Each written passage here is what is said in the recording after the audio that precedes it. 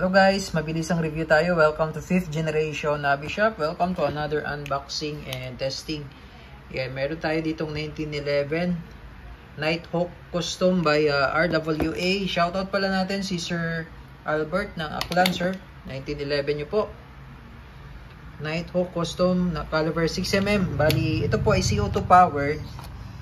And tapos, ang bala niya ay pwedeng bulitas. Pwedeng bulitas, pwede rin plastic.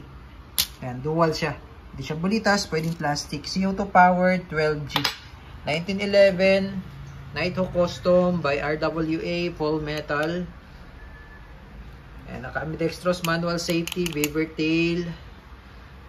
Ito po ay 15 rounder capacity, CO2 powered. May kasama siyang Allen wrench. Ayan, owner's manual. Tapos plastic ball, ayan, 100 rounds, 6mm, PBs. Ayan, full metal.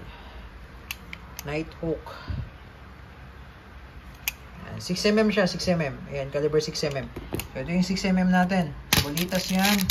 May plastic ball, CO2 powered. Okay. Again, shoutout po kay Sir Albert ng Aklan. Full metal. Testing natin, sir.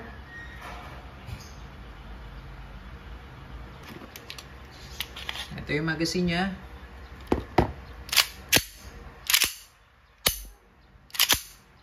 Ito mo. So, meron siyang serial number. Ito po ay fully licensed by NC Nighthawk Custom. Yung site niya naka-fix. Tritium, naka-tritium sight, serrations, front and rear. Pwede rin siyang lagyan ng accessories. Meron siyang weaver rail. Para sang M45 CQBP ng Umarex. Ayan, so load tayo ng bulitas. May bulitas, oh. 6mm steel ball.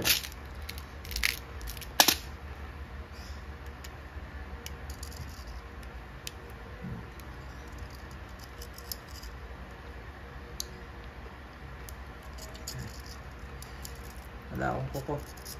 Agad na lang sa dulo yung spring. Then load. Ayan, oh.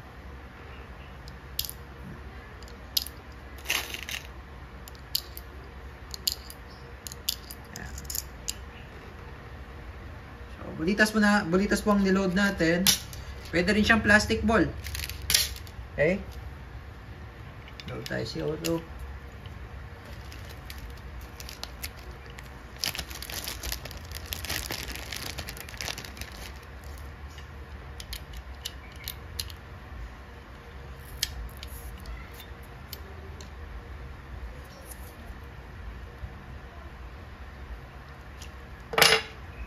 Yun.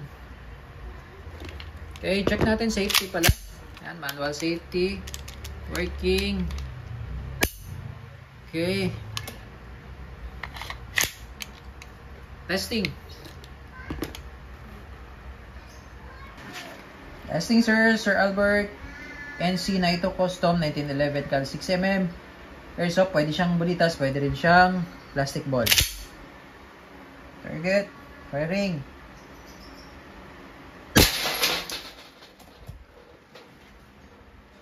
One shot. Wow, lakas, lakas.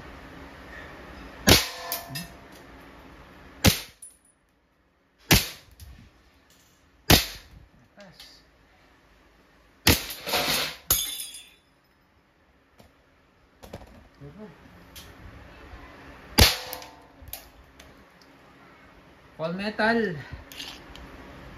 Wow. Ganda.